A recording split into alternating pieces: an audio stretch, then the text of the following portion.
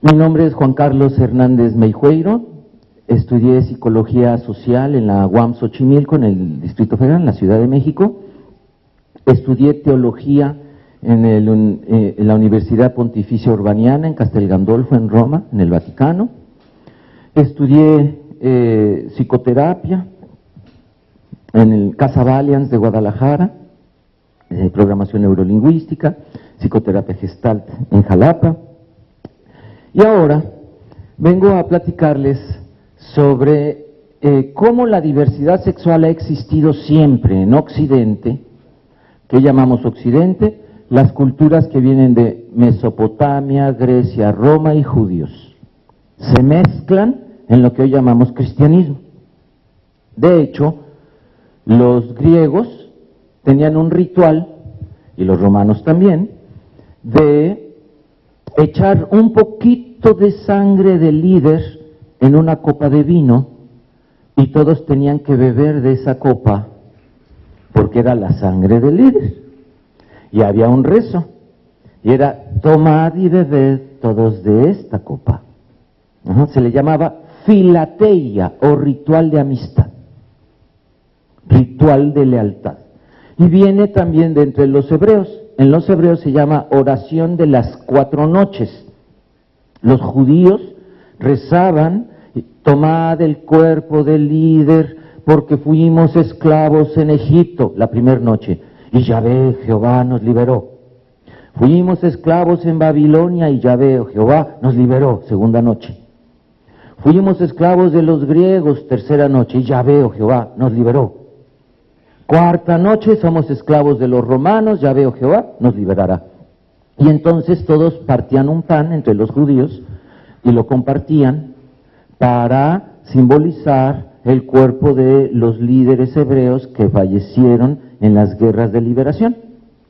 Este rezo, que se llama oración de las 4 noches, es muy probable que Jesús también lo haya rezado con sus apóstoles.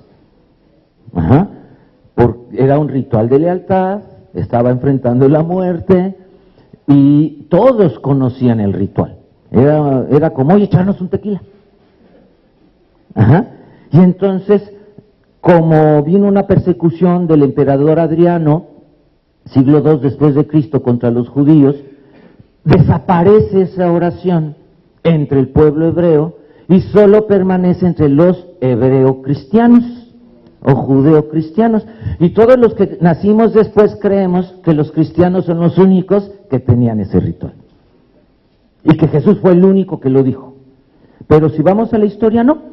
Se llamaba filateia. Ustedes, Lisístrata, si leen una tragedia griega que se llama Lisístrata, ahí viene cómo Lisístrata pide a todas sus compañeras: van a hacer una huelga de sexo contra los hombres, porque los hombres solo saben de hacer guerras, dice, y ocupan el dinero del templo de Afrodita para la guerra.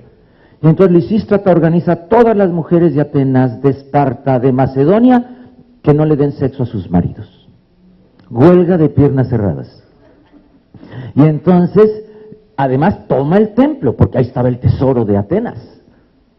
Toma el templo de Afrodita con todas las mujeres, y ahí hacen una filateia. Se corta ella y echa sangre Lisístrata en una copa, y todas las mujeres, para jurar lealtad de que no le van a dar sexo a los hombres hasta que paren la guerra, se la toman. Entonces tenemos muchos datos históricos de que este ritual de tomar la copa y comer el cuerpo del líder simbolizado en un pan es muy antiguo. Es pagano por un lado y es judío por otro, y se cristianizó. De la misma manera, ninguna fiesta cristiana de hoy su origen es Cristo. Ninguna. Todas son fiestas paganas cristianizadas: Navidad, Resurrección. Hay quien dice: la Virgen de Guadalupe sí. Bueno, la Virgen de Guadalupe está sobre el mito de Coatlicue, que tenía su pirámide en el cerro del Tepeyac, que se le celebraba el 12 de diciembre, y que era virgen, mamá del niño Dios Huitzilopochtli, que nació ¿cuándo? El 25 de diciembre, claro. Era el día en que nacían todos los dioses, porque es un fenómeno astronómico, es el solsticio de invierno, y la noche del 24 al 25 es la primer noche que el día empieza a crecer otra vez, renace el sol. Entonces el cumpleaños del sol el 25 de diciembre, desde la tierra mirado. Ajá. Y todas las religiones que basaban sus rituales en observaciones astronómicas, luego se hicieron festividades agrícolas y luego se hicieron fiestas religiosas. Entonces, ninguna de las fiestas que hoy tenemos su origen es Jesucristo. Ninguna. Ni el árbol de Navidad. Los romanos ya daban regalos a sus hijos del 24 al 25 de diciembre, pero se los traía el dios Sol. Ahora es el dios Coca-Cola Santa Claus. Ajá, eso va hablando de las épocas. Muy bien. Entonces vamos a hablar un poco de cómo también en la antigüedad la diversidad sexual se retomó en el cristianismo, no era pecado. Luego las inquisiciones lo fueron haciendo pecado poco a poco. Entonces vamos a darle, ¿sí? Disculpen ustedes la movida de imágenes, a mí me va a servir como guión, tal vez ustedes los maree un poco, pero lo primero que tenemos, lo más antiguo que tenemos en Occidente, que encontramos parejas del mismo sexo, es en el siglo XIII antes de la era cristiana, y son dos héroes griegos, Aquiles y Patroclo. La guerra de Troya, invaden los atenienses Troya porque se están robando los troyanos a sus mujeres. ¿Cómo se dice Grecia en griego? Elas. Elas. H-E-L-L-A-S. Elas. Así se dice Grecia en griego. ¿Cómo se dice griego en griego? Heleno. ¿Cómo se dice mujer griega en griego? Helena. Que se llevaron a Helena a Troya, ¿qué quiere decir? Nos están robando a las mujeres, a las griegas. No fue una señora que se llamaba Helena González que robaron y se la llevaron a Troya, no. Sino que en la antigüedad, cuando no hay escritos, todavía era tradición oral, y entonces, por ejemplo, se dice, y Abraham caminó 180 años. Digo yo, y además ya salió viejito, y caminó 180, claro, no fue Abraham, sino el pueblo de Abraham, que en tradición oral lo personifica, para que las personas lo recordaran como un cuento. Caminó Abraham. Fueron a salvar a Helena a Troya. No, era a todas las mujeres de Atenas que los troyanos estaban robando. Muy bien, esta guerra es en el 1220 antes de la era cristiana, y el gran héroe, ahí Aquiles, tiene un amante hombre. Oye, pero es que en la historia dice que también tenía esposa. No era excluyente. En la antigüedad, un griego estaba casado con su esposa, que se le elegían para la reproducción. No era el lugar del amor el matrimonio en la antigua Grecia. No se esperaba que se amaran, solo que se reprodujeran. Pero entonces tenían otras personas para las otras funciones. Tenían, por ejemplo, concubus en latín, cubus cama, lecho. Concubus, ¿qué quiere decir? Con quien me gusta acostarme. De ahí viene concubina o concubino. Cubus cama, que en náhuatl es petatl, petate. Ajá. Y entonces, aquí tenemos que son amigos y amantes, participan en la guerra de Troya. Héctor, defensor de Troya, asesina a Patroclo, al joven. Casi siempre se usaba en Grecia un barbado con un imberbe, sin barba, un muchachito con un adulto, porque se creía que la sexualidad transmitía sabiduría. De hecho, tener relaciones sexuales en una sola palabra en griego se dice gnosis. ¿Cómo se dice en una sola palabra en México tener relaciones sexuales? Coger, popularmente hablando. ¿Cómo se dice en griego? Gnosis. Por eso cuando la Biblia, también en hebreo, yadá, pero en hebreo me gusta más porque tiene una derivación final en interrogativo. ¿Me das de tu sabiduría? Yadá. Y esa es la palabra que aparece en la Biblia cuando Abraham tuvo yadá de Sara. En griego, ¿qué ponen? Tuvo gnosis. En español, ¿qué ponen? Conoció a Sara. A lo mejor fue Sarita la brincona y fue ella la que conoció a don Abraham. Pero como estamos en una época machista, eso no se podía escribir, más que Abraham conoció a Sara. Es la misma palabra que se utiliza en el Evangelio cuando dicen que María le anuncia al arcángel Gabriel a María que va a tener un hijo. ¿Cuál es su respuesta en hebreo? No tengo yadá de varón. No conozco varón, en griego, gnosis. Muy bien. En la antigüedad se creía que una persona adulta que tuviera sexo con una persona joven, porque no eran niños, o sea, yo no he encontrado en la historia que tuvieran sexo con menores de 13, 14, no eran niños, eran púberes, que para esa edad ya eran adultos.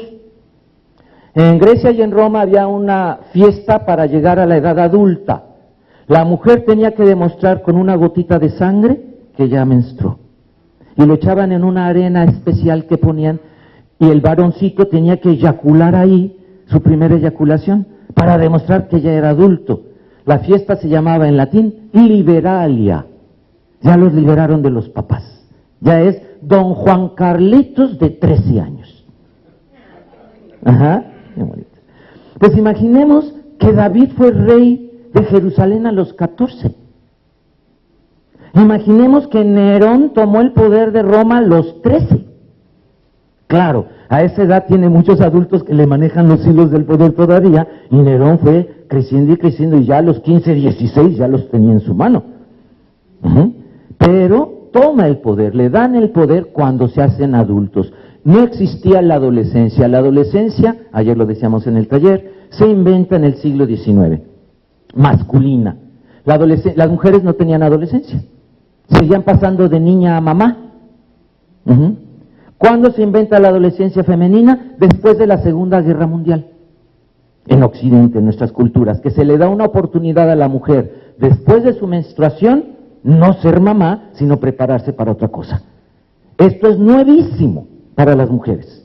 Aunque quienes nacimos después creamos que así siempre ha sido, no, es muy reciente la adolescencia. Entonces en la antigüedad no existía la adolescencia, solo los ricos tenían un periodo que se llamaba efebía, y solo los varones, los hombres, de ahí efebo, que era prepararse antes de ser papá o mamá. Pero además no vivían con sus hijos. Nadie crecía en Grecia con sus papás. No existía la familia en Grecia. No existe la palabra maternidad ni en griego ni en latín. Pero sí existe la que parió. Pero la que parió no era la que amamantó. Eso se dice nutricia en latín, nodriza. Y era otra función de otra señora. Pero tampoco era la que educaba. Para eso se iban a la comunidad de mujeres, gineceo, o a la comunidad de hombres, al andreín, hombre en griego, andros. De ahí viene Andrés, el masculino, Andrea, la masculina, eso quiere decir. Ginos, mujer, de ahí viene ginecólogo. En realidad quiere decir principio, principio. Cuando las mujeres tenían poder se ponían nombres bonitos. Llamarse principio es bonito. Ya después se les llamaron las felamina, felare es dar de mamar, felatio es mamando. En nuestra cultura lo asociamos solo al sexo oral, a un pene, la felatio, pero en realidad en latín quiere decir mamando. Y si un bebé está mamando una chichi, está haciendo felatio de chichi. Chichi, nuevamente, no es grosería, es náhuatl. Quiere decir teta.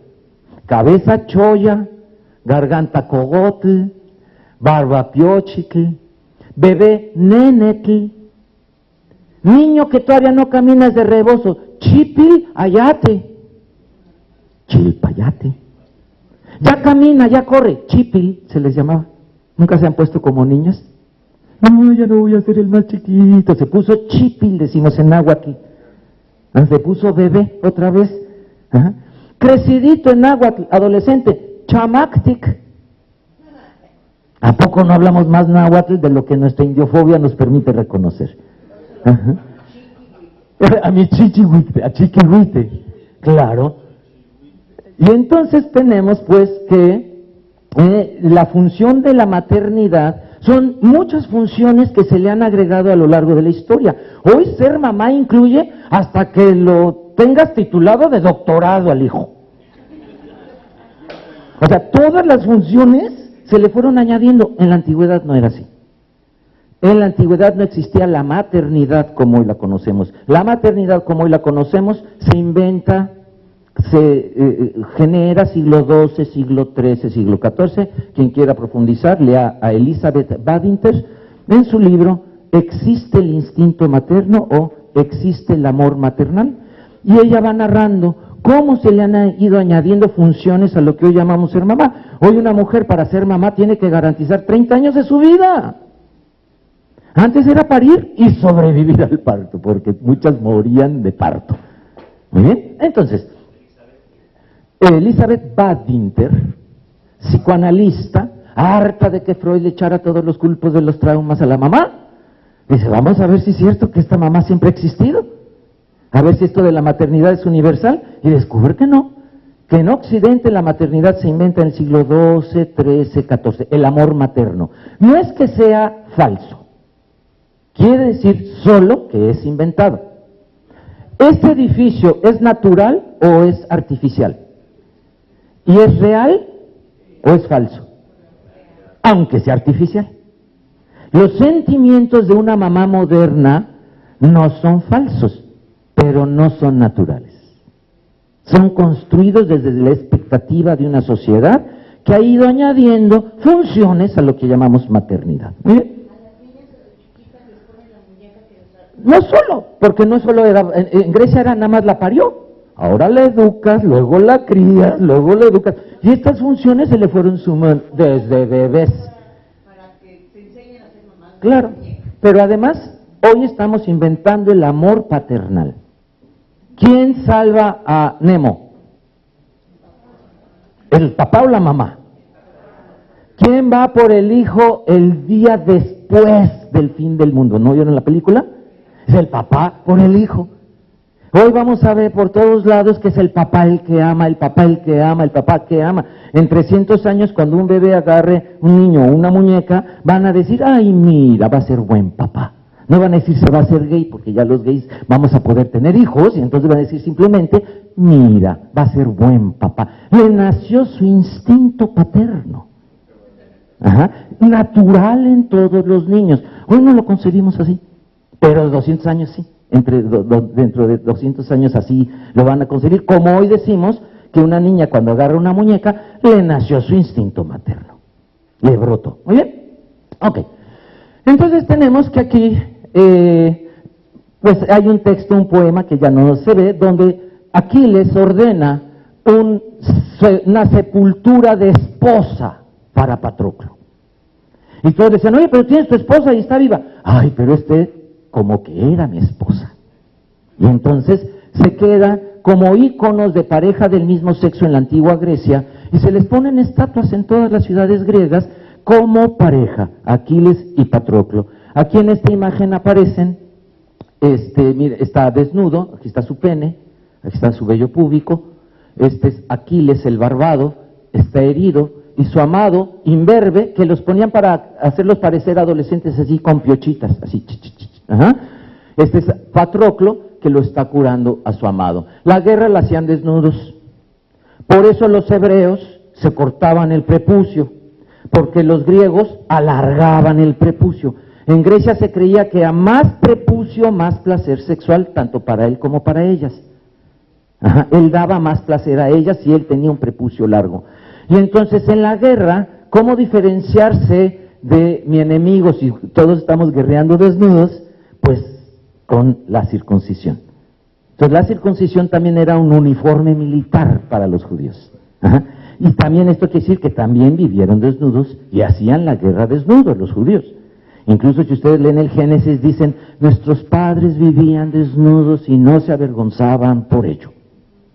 Es decir, en la antigüedad la desnudez era una práctica más común de lo que imaginamos. Muy bien. Siguiente.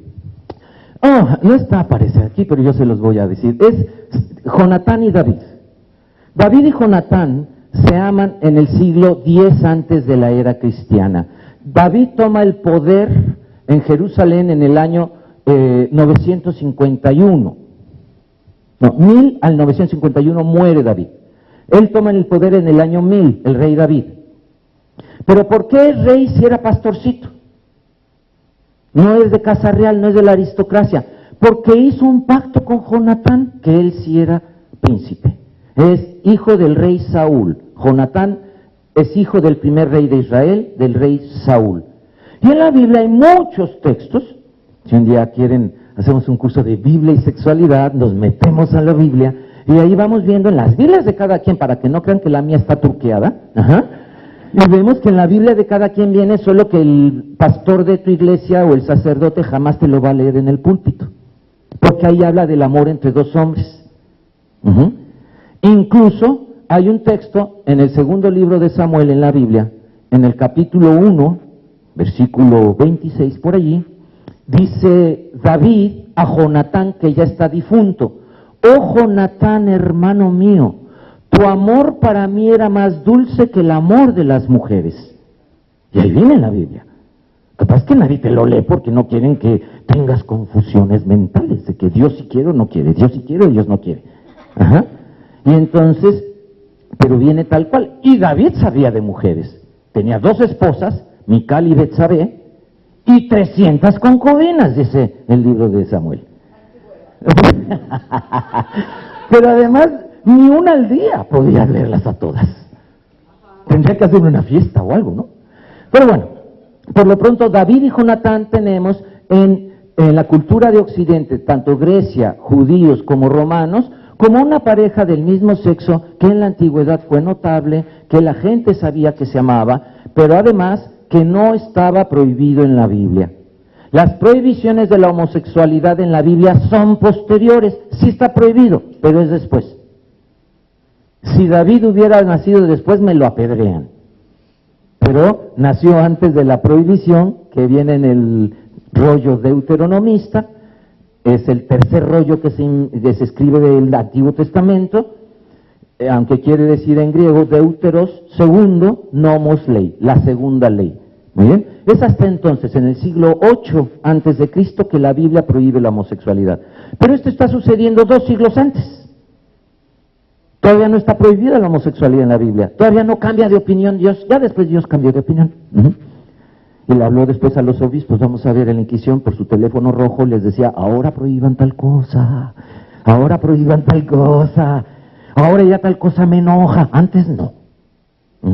Incluso si ustedes leen Génesis 19, las hijas de Lot emborrachan a su papá para tener sexo con él, y Dios vio que estaba bien. Y no había problema. Después del texto de Sodoma, que está en Génesis 19, léanse qué pasó con las hijas de Lot y del papá. Y para tener sexo se emborrachaban, las hijas emborrachaban al viejo. Y dice el texto, pero él no se daba cuenta de nada. Pero tuvo hijos con las 2 hijas. Muy bien.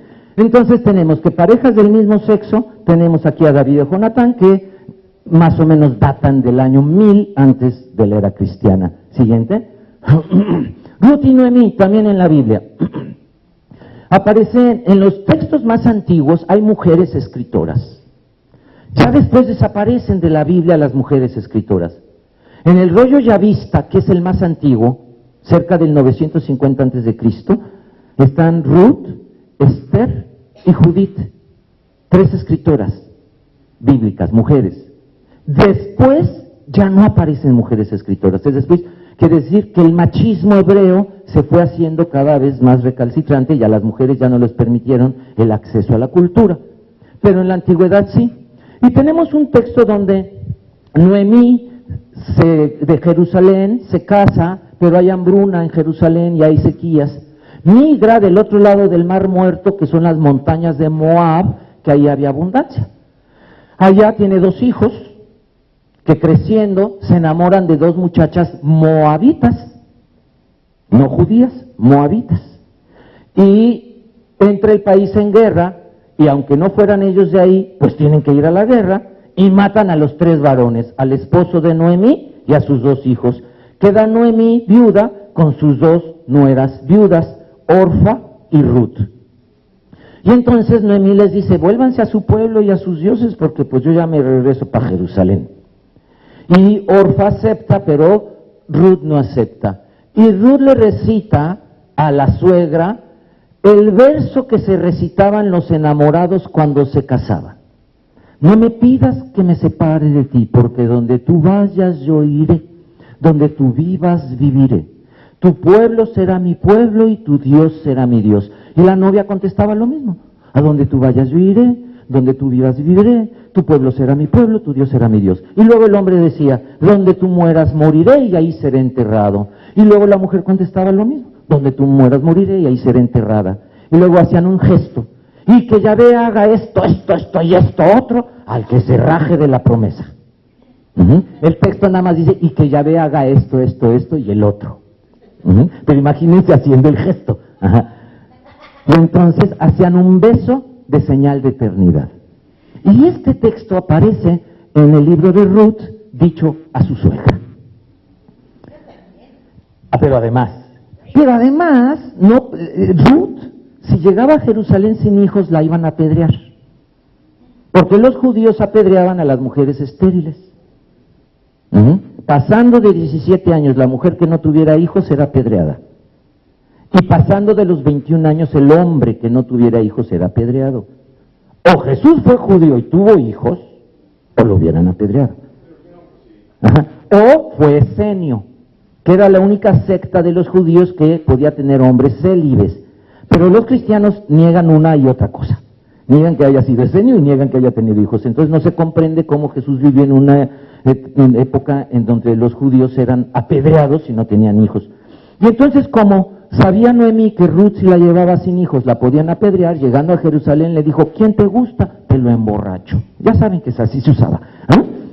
Y entonces le dice, ese, vos. Va, lo enamora, lo emborrachan, tienen sexo, se embaraza y se la trae Noemí a Ruth otra vez a vivir con ella. Viven juntas toda la vida. Y por cierto, si ustedes leen el Evangelio de Mateo, Ruth aparece como una de las ancestras de Jesús. Así, porque van diciendo, y Jesús nació de fulano con fulana, y van haciendo desde Abraham, desde Adán, Abraham, David, etcétera. Y Ruth viene mencionada como una de las ancestras de Jesús. Ruth la lesbiana. Muchos dicen, bueno, pero es que el texto no dice que tuvieron sexo. No, pues es que son discretos. Tampoco cuando es hombre y mujer dicen, y se la metió y le chupó la chicha. O sea, no. Es nada más como cortinitas de la caricatura. Y se cierra. Pero si son hombre y mujer, asumimos que hubo una relación sexual. Si es mujer y mujer, no, nada más se quedaron viendo encueraditas así.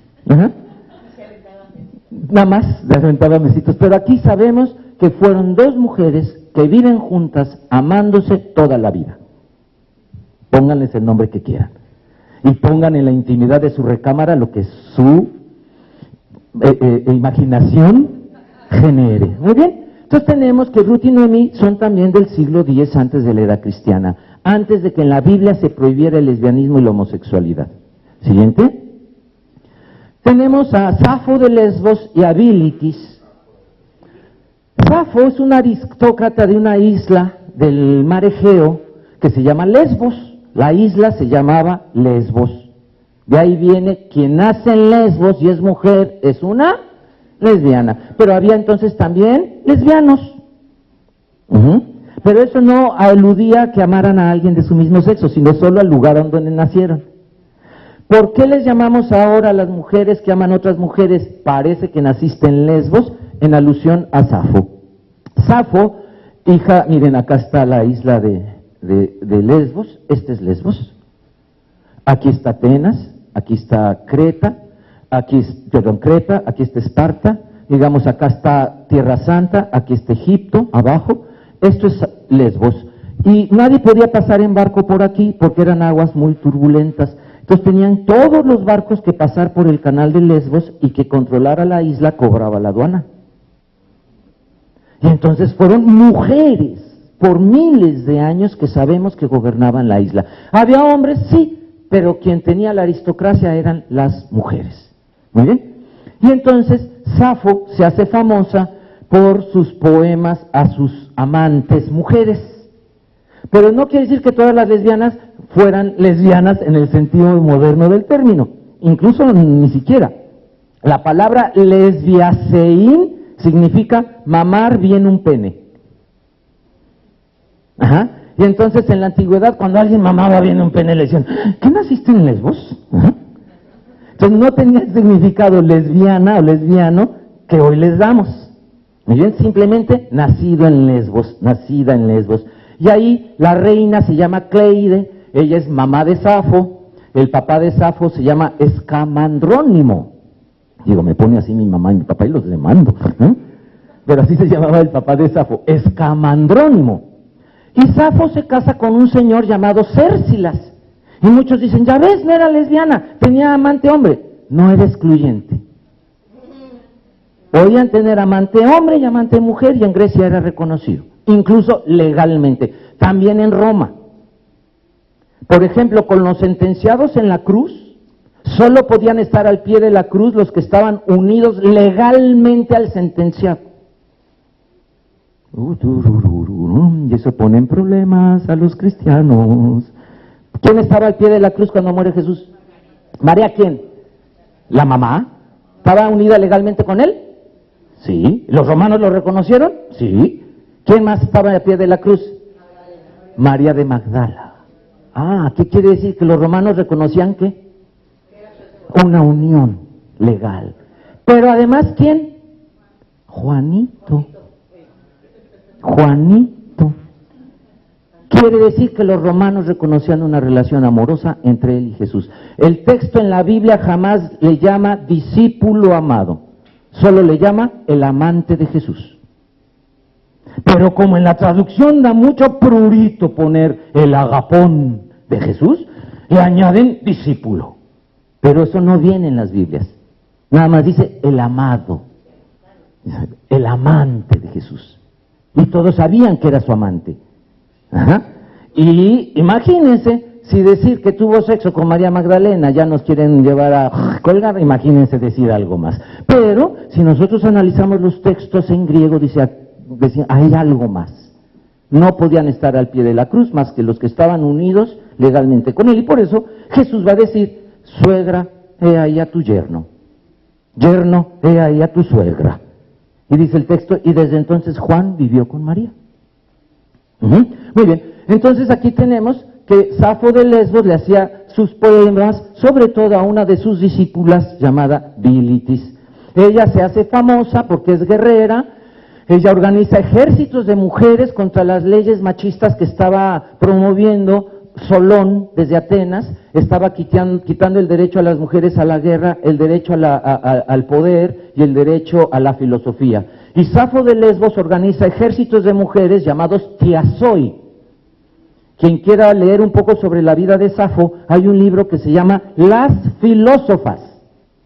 Ahí me enteré que Sócrates, Aristóteles y Platón tuvieron maestras mujeres y quedaron borradas de la historia de la filosofía. Ajá.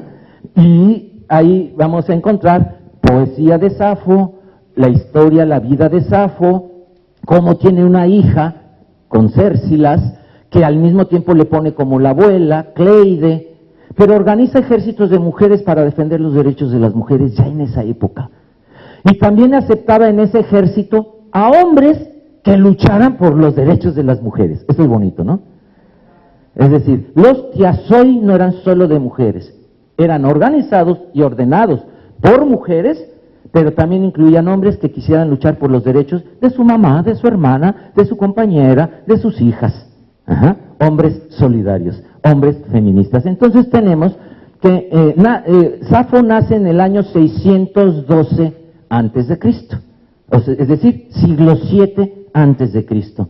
Y se le reconoce su unión con el esposo Cércilas, pero además el amor a sus discípulas, especialmente a una jovencita. Ella tenía, Safo, 28 años, cuando Bilitis tenía 14, y era la forma de amar y transmitir sabiduría.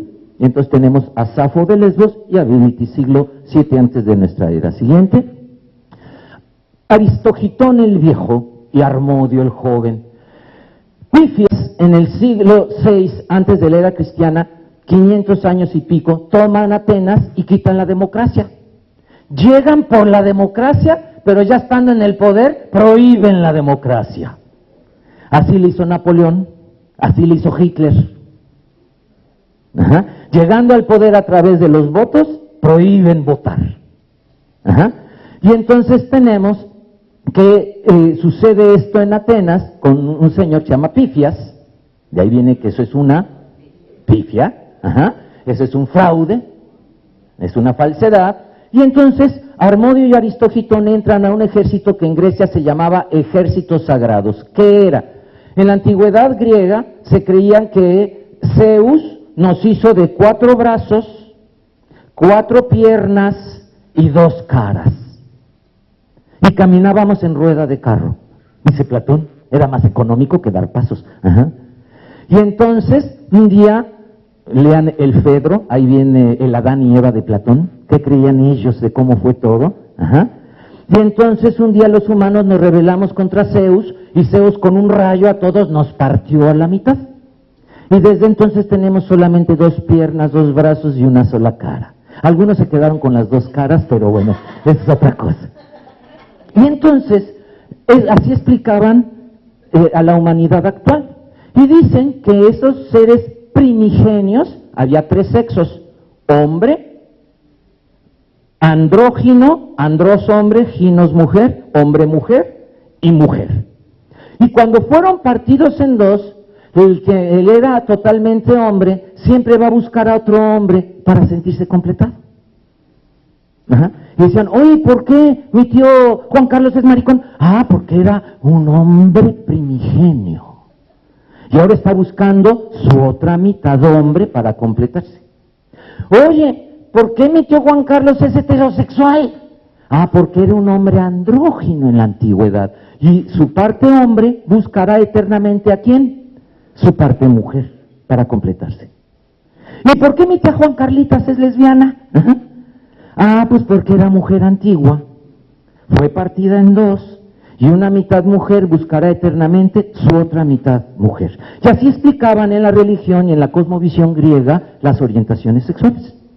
Claro, nos dieron al traste con el mito de la media naranja, ¿no? Pero por lo pronto tú encontrarías a alguien que te completaría. ¿En qué posición podemos considerarnos nuevamente un ser de 4 patas, 4 brazos y 2 caras? Cuando estamos copulando. Y entonces los griegos decían, ahí sabes si eras hombre, mujer o andrógino primigenio, cuando tienes sexo. Por eso el sexo era el lugar de la sabiduría, el sexo era el lugar de la verdad. Para los pueblos paganos, los carros navalis, carros que vienen del mar, carnaval, empezaban el 14 de febrero. Y terminaban en Año Nuevo. Año Nuevo era el 1 de abril. Los católicos celebraban Año Nuevo el 31 de marzo hasta 1562. En el Concilio de Trento, 1563, deciden que Año Nuevo va a ser ahora el 1 de enero, ya no el 1 de abril. Y entonces el carnaval iba del 14 de febrero al 1 de abril en los pueblos paganos, y ellos creían que el orgasmo abría las compuertas del más allá. Y el orgasmo hacía que los muertos llegaran al lugar de los vivos y que los dioses bajaran al lugar de los humanos. Y por eso hacían orgías. Porque era el orgasmo lo que le daba vida a la naturaleza, a los dioses, y los muertos que les faltó algo que hacer, esos días llegaban, y si tú decías, no, pues mi mamá le faltó tal cosa, a mi tío fulano no hizo tal cosa, ese día, estos carnavales se ponían un disfraz de la mamá o del tío, para terminar lo que a ella le faltó. Y bueno, claro, era para los vivos el duelo, ¿no?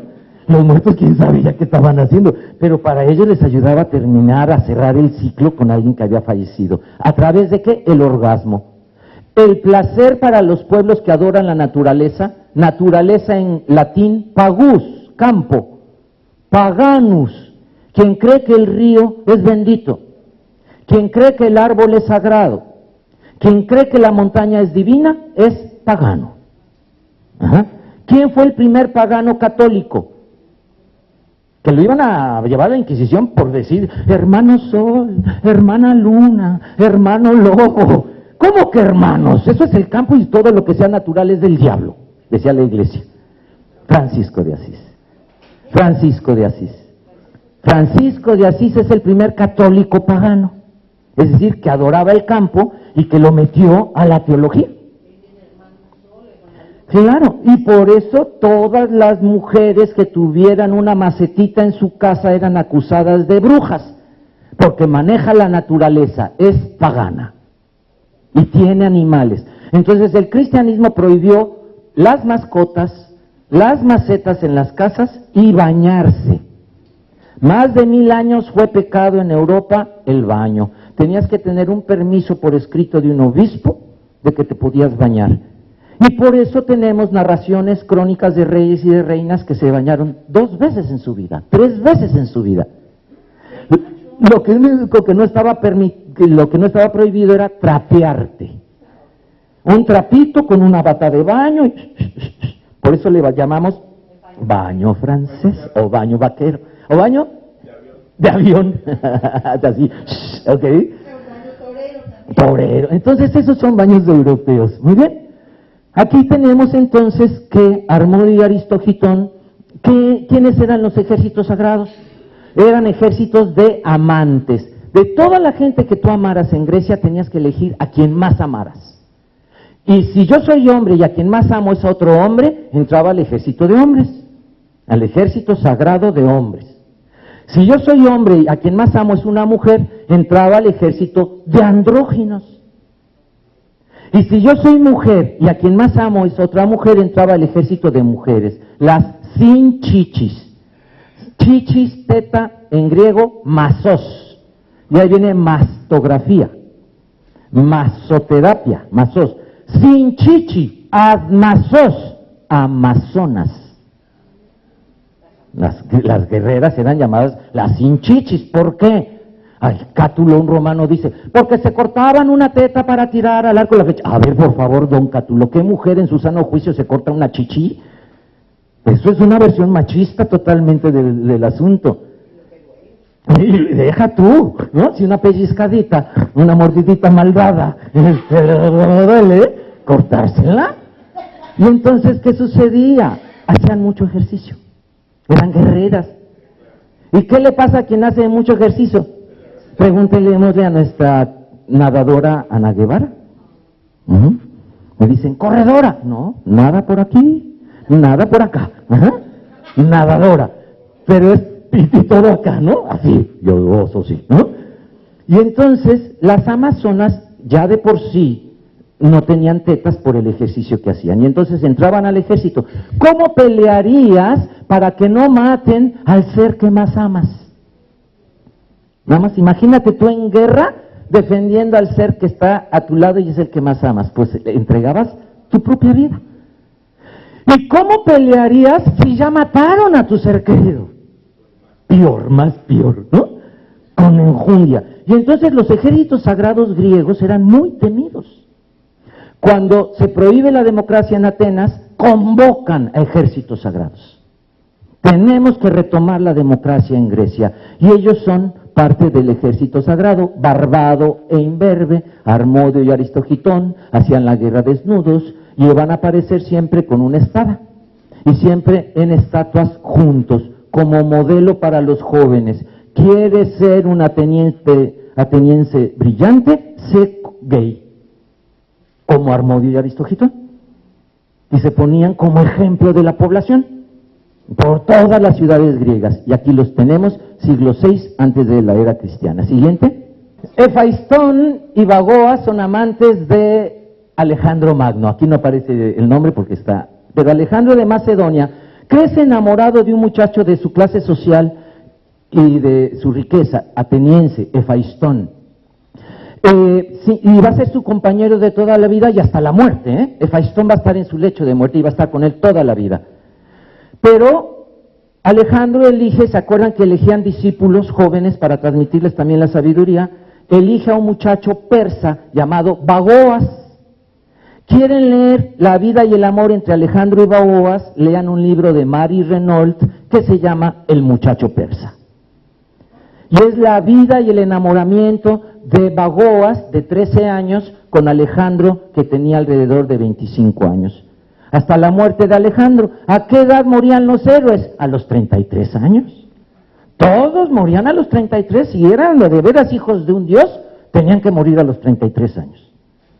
Y Alejandro murió a los 32 meses, pero sus biógrafos para que acople dicen, no, a los 33.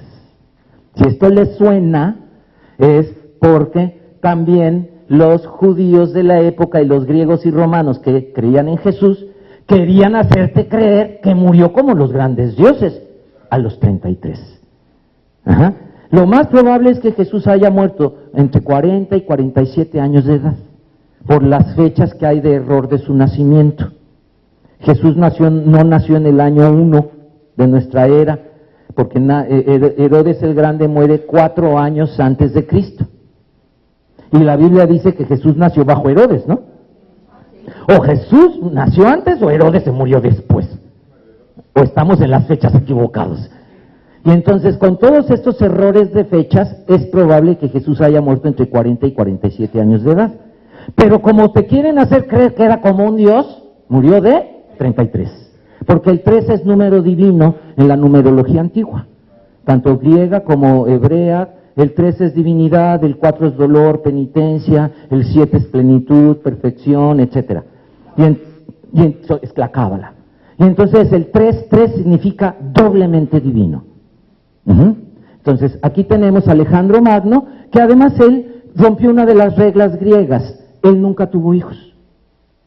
No se le daba. Le acostaban con mujeres y se quedaba dormido.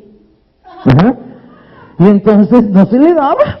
Y entonces Alejandro es de los pocos reyes griegos que no deja descendencia. Siguiente. Muy bien.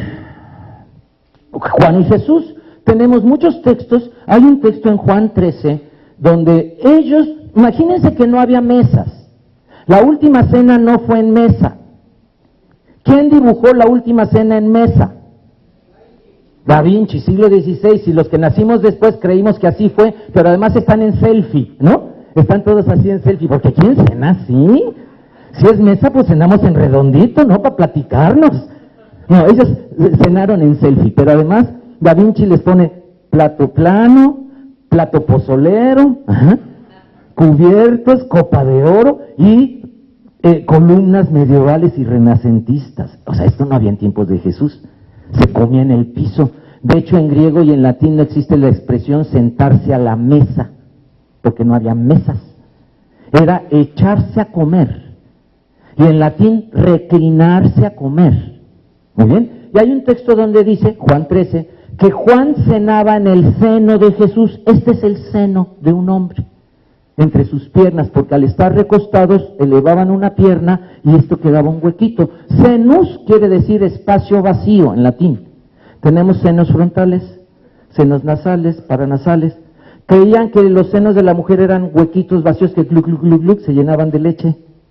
La mujer tenía un hoyo, un senus, para la maternidad. Pero un día Abraham nos recibirá en su seno. Y Dios nos recibirá en su seno. ¿Cuál era el seno de Abraham? El hecho que se genera cuando yo abro mis piernas y estoy recostado. Y ahí se hace un huequito. Ahí cenaba Juan, en el huequito de Jesús.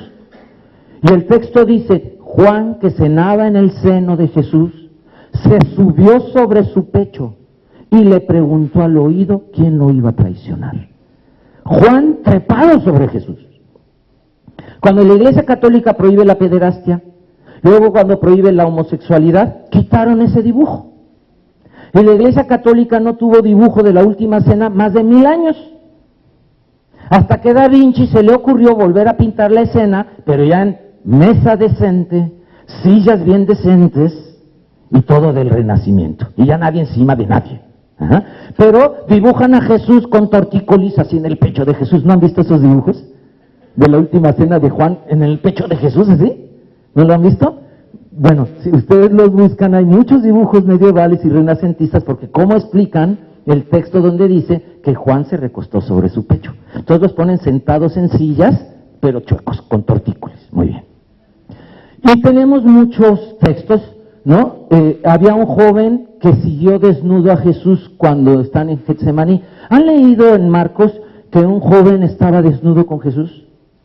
Sí, pero no lo registran, lo leen todas las Semanas Santas. En el Evangelio de Marcos, en el capítulo 14, versículos 51 y 52, dicen que llegaron a agarrar a los apóstoles y a Jesús en el Getsemaní, y que uno de ellos estaba desnudo y que se puso una manta para ver a dónde se llevaban a Jesús. Y una de las esclavas de los centuriones dijo, miren, este es el que estaba con el maestro, y le quitó la manta. Y al cacharlo, dice, el hombre, el joven, huyó desnudo. Léanlo, está en sus Biblias.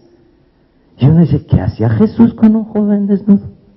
Pues el chismoso del Evangelio de Judas es el que nos cuenta que ese desnudo era Juan. Y que Jesús tenía rituales en medio de una sábana, de un manto, con Juan. Ajá.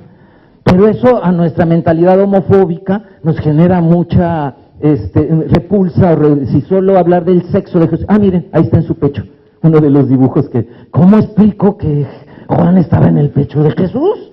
Porque la Biblia lo dice.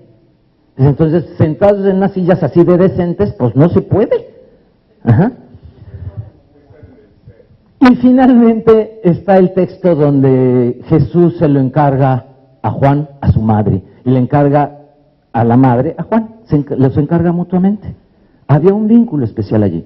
Y si nos vamos a las leyes de Roma de esa época, recordemos, solo podían estar al pie de la cruz los que tenían un vínculo legal con el sentenciado. Quiere decir que Juan era reconocido por los romanos como el amante de Jesús. Muy bien, siguiente. Adriano, el emperador Adriano y Antinoo, su amante. Adriano y Antinoo, emperador romano, siglo II, ya después de Cristo. Ya estamos después de Cristo. Y Adriano es de los primeros emperadores que lleva un hombre a todas las celebraciones donde los otros emperadores llevaban a la esposa romana. ¿Y a quién lleva? A Antinoo. Antinoo se le muere a Adriano. Adriano va a nadar a Egipto con él. Antinoo era muy buen buzo, se mete y ya no sale. Y lo van a buscar y se quedó atorado en las ramas de los árboles. Y entonces Adriano entra en gran dolor y ordena que se le hagan estatuas a Antinoo por todo el imperio y se le venere como a un dios. Y era su pareja del emperador Adriano. Siguiente. Y ya tenemos aquí dos santas lesbianas. Estas ya son católicas. Santa Perpetua y su amada Felicitas. Y hasta quien reza el rosario las nombra, Arca de la Alianza, rogada por nosotros. Rosa de Marfil, rogada por nosotros. Santa Perpetua y Santa Felicitas, rogada por nosotros. Y nadie sabe que son las dos primeras lesbianas reconocidas en el cristianismo como santas. Fueron canonizadas en el año 304. Y en sus actas de canonización jamás ponen su amor a otra mujer como un obstáculo para su santidad. Fueron mártires por Jesús. Oye, pero es que antes eran gladiadores, es que antes murió por Jesús y santo súbito se llama en la iglesia. Se hizo santo rápido. Y entonces, si ustedes las buscan a ver qué dice el dios Google, ¿no? Pongan Perpetua y Felicitas y van a bajar muchas imágenes. Ellas eran de Etiopía, por eso aparecen negras, donde doña Perpetua, en el momento que saben que es cristiana, ella era una romana de alta alcurnia, la encarcelan, porque estaba prohibido ser cristiano. Y en el Coliseo romano, ella iba a ser entregada a los leones, pero como tenía dinero, llegaba Felicitas, que era su esclava y esposa, y le decía, vete ahí en el cajón de los calcetines, tengo un dinerito, sácalo y se lo das a don fulano, y le dices que doña Perpetua está presa, que me van a matar. Y entonces logró alargar su sentencia 8 años.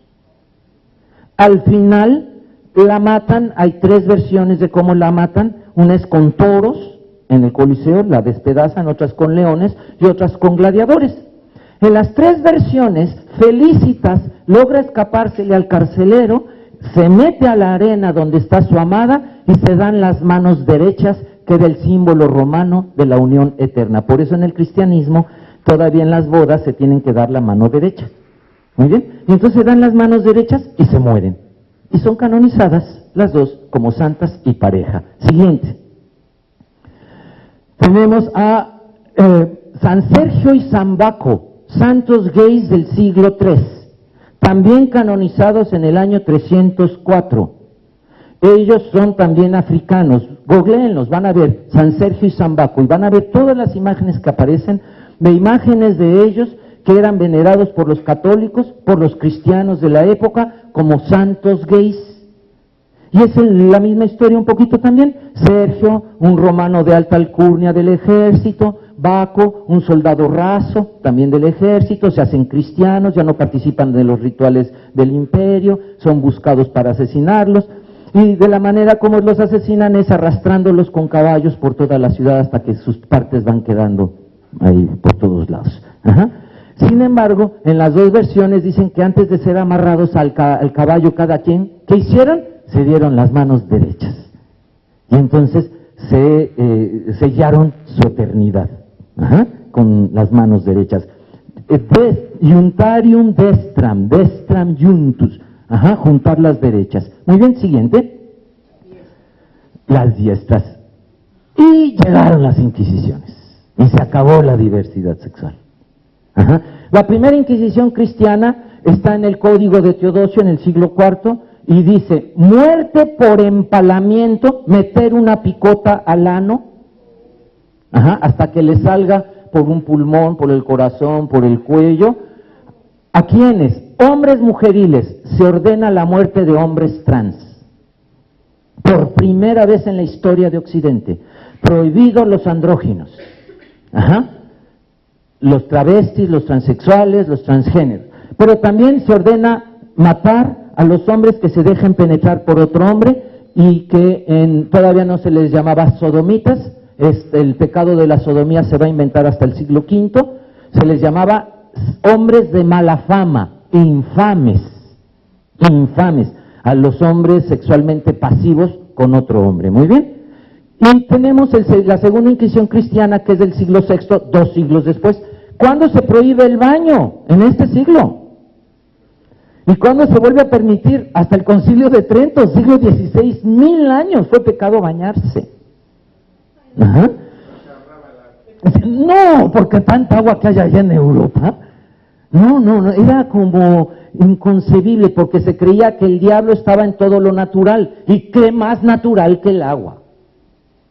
Y entonces te untabas al diablo cuando te bañabas, y por eso te excitabas, y por eso querías un orgasmo, y por eso decían los antiguos paganos que cuando tú tenías un orgasmo, tu alma se iba a la estrella de la diosa o del dios que te creó, y regresaba a revitalizar a tu cuerpo. Y digo, ay, pero nada más iba 3 segundos, oye. Las multiorgásmicas presumidas 7 segundos, oye. Pero eso es lo que creían los paganos. El orgasmo era la base de la alegría, del bienestar, de la sabiduría. El orgasmo era la base de la espiritualidad y la relación con los dioses. Entonces, si viene una religión posterior, por ejemplo, el número 13 para los paganos era el número de buena suerte, porque la luna da 13 vueltas a la tierra al año. El número de la naturaleza es el 13. Una mujer regular menstrua 13 veces al año. Y entonces, los aztecas, por ejemplo, creían que quienes estamos en esta reencarnación, que nos podemos ver y tocar, que vamos en la 10. Abajo venimos de 9 reencarnaciones. Y los cristianos no entendían, decían, pues que hay 9 infiernos, dicen. No has entendido nada. Hablaba de dimensiones. ¿Cuántas nos faltan para llegar a, como Tlalocan? 13. Ah, que hay 13 cielos, dijeron. No, hablan de 13 reencarnaciones que nos faltan, pero los cristianos no entendían. Entonces ellos lo entendían en cielo y en infierno, y dijeron, pues hay 9 infiernos, vamos en el 10 y hay 13 cielos. 13. Entonces, si los paganos decían que el 13 era bueno, los cristianos van a decir que el 13 es malo. Y es de mala suerte. Y que hay hoteles sin piso 13. No les digan, sí existe, pero les llaman 14. Ajá. Yo en el ADO, en el ETN, siempre elijo el lugar 14, porque como todos les dan mi libro en el 13, me voy solito. Ajá. Y entonces tenemos que en el siglo VI se prohíbe y se inventa la sodomía como pecado. Por primera vez se empieza a interpretar el texto de Sodoma como pecado de homosexualidad. El texto de Sodoma llevaba ya 1500 años escrito. Y ninguno de los judíos que lo interpretaban, ni los primeros cristianos, creían que era un pecado de homosexualidad, sino un pecado de injusticia social y de falta de hospitalidad. Es hasta el siglo V, quien quiera profundizar, hay un libro que se llama La invención de la sodomía como pecado en la teología cristiana, de Jordan, como Jordán, de la Universidad de Emory, donde yo estudié ahí, salud pública, y estudié con este profesor, y él habla de cómo se fue inventando la sodomía como pecado. No era pecado, la fueron inventando a través de las inquisiciones, por lo pronto 2 inquisiciones. Siguiente, perdón que vaya tan rápido, pero... la tercera inquisición cristiana es en el Concilio de Letrán del 1215 al 1231, es la que llamamos la Santa Inquisición. Las otras no fueron tan santas porque mataron poquita gente. Y entonces miren a todos, ¿se acuerdan a quienes había que matar en la anterior? Ahora miren a todos los que le añadieron. Muerte a herejes, brujas, alquimistas, pederastas, sodomitas, adúlteros y adúlteras. ¿A quién se consideraba adúltero en esta época? A quien haya tenido un orgasmos con más de una persona en su vida. Ya todos dicen así. Uy, adúltero no era. ¿Por qué? Porque en la antigüedad se creía que en el acto sexual, en el movimiento, se mezclaban las sangres. Y yo soy de sangre azul, no puedo mezclar mi sangre con alguien plebeya o plebeyo. Si lo hago, ya está adulterada la sangre.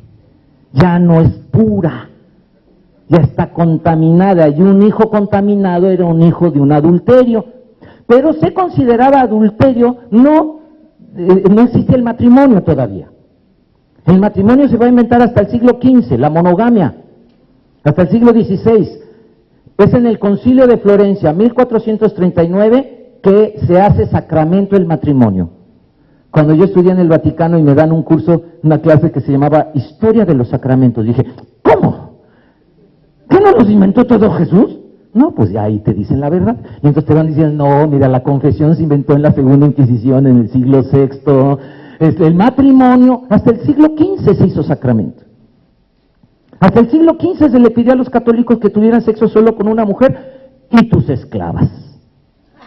Porque dice Santo Tomás que no era pecado con la esclava, porque era de alma inferior. Entonces digo yo, pecadito pues. Y entonces tenemos muerte a adúlteros, íncubas, así les llama la Inquisición a las lesbianas, quiere decir pesadilla. Cubus, ¿se acuerdan? Cama. Concubus, con quien estoy en la cama. Íncuba, quien se me mete a la cama. Yo no quería, ella se me metió a la cama. Tú. Eso quiere decir lesbiana en el lenguaje de la Inquisición. Íncubas. Turcos. ¿Por qué? Porque están en las cruzadas. Están peleando contra los turcos. Y los judíos también de una vez. Campos de concentración exterminio. ¿Por qué? Porque mataron a Jesús. Oye, Jesús también era judío. No lo digas. Los judíos mataron a Jesús. Oye, pero él era judío. No lo digas. Porque si tú estás matando a judíos, estás matando a gente como Jesús. No, pero ellos fueron los asesinos. Ah, bueno. Y miren, Hitler era católico. Hitler fue monaguillo. Hitler fue acólito. Y Hitler quiso entrar al seminario y lo rechazaron hasta que no fuera al psiquiatra. Fue al psiquiatra, ya no quiso ser seminarista, se hizo soldado. Y ya cuando llegó al poder, ¿a quién fue de quienes mandó matar primero? Al psiquiatra, al que lo atendió. Pero bueno, miren los grupos de gente que la Inquisición católica metía a campos de concentración. Es lo mismito que hizo Hitler. No olvidemos que él era católico. Entonces mandaron matar también a blasfemos. ¿Quiénes eran los blasfemos? Quienes hablaran mal de la iglesia. O quien dijeran, tal cosa a lo mejor no es verdad de la Biblia. Y alguien te oyó, te acusaba la Inquisición. No podías ni externar tus dudas. Eso era blasfemia. Ancianos y ancianas, dice Carlomagno, siglo IX, que quien pasara de los 45 años tenía pacto con el diablo. Y entonces los hacían pasar por brasas ardiendo a los que tenían más de 45 años, y si no tienen pacto con el diablo, no se van a quemar, Dios los va a salvar. Y todos se achichinaban, ¿ves? Se achicharraban, muy bien. Y entonces tenemos pues ancianos. ¿A quién mandó matar Hitler? Mayores de 65. También. Discapacitados y discapacitadas. Zurdos y zurdas. Bueno, no lo dije, pero en el siglo VI, una de las prohibiciones que hizo Justiniano en la Segunda Inquisición fue tener relaciones sexuales cualquier jueves del año para honrar la última cena, cualquier viernes del año por respeto a la crucifixión, cualquier sábado del año por el respeto al dolor de la Virgen María. O sea que hoy no toca. Ajá. Aunque Adela Micha diga que sí, que hoy toca, no. Ajá. Y domingo por respeto a la resurrección. ¿Qué días dejó para tener relaciones sexuales?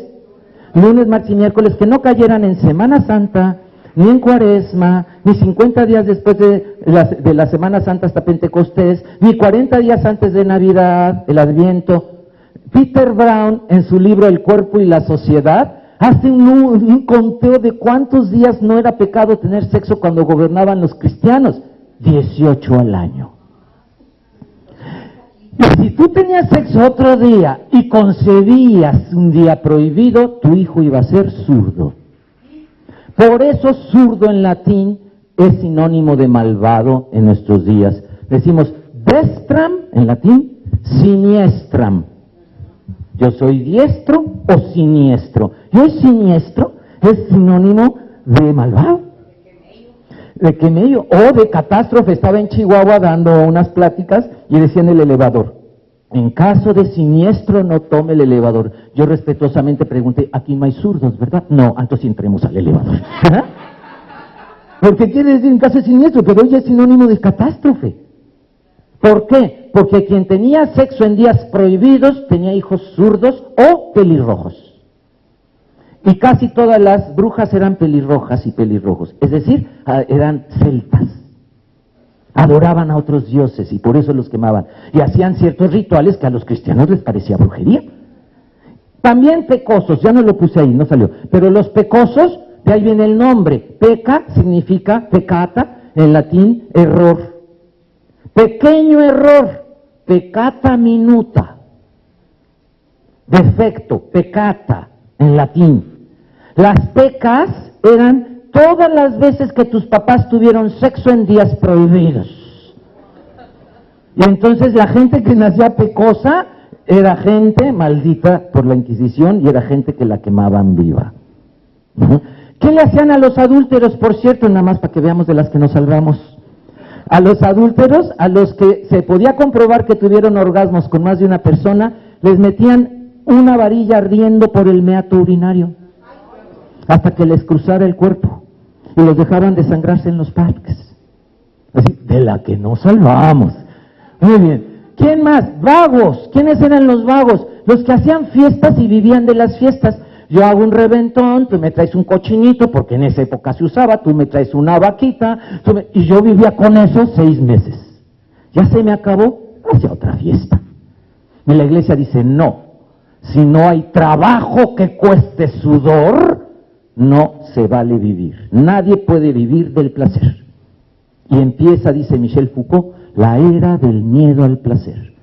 Y los que nacimos después de este siglo, si algo nos gusta, se vuelve moralmente sospechoso. ¿Será bueno o será malo? El miedo al placer es una constante en nuestras culturas actuales. La gente le tiene miedo que algo le dé placer. Muy bien, vagos. ¿Y vagabundos quiénes eran? Los que venían a decir las noticias, los juglares. Que en Celaya se murió, se casó y pasó tal, y ya hicieron tal carretera. Y entonces llegaban a decirnos lo que había pasado y entonces aquí les dábamos de comer, les pagábamos, les decíamos los chismes del pueblo y se iban a otro. Medios de comunicación.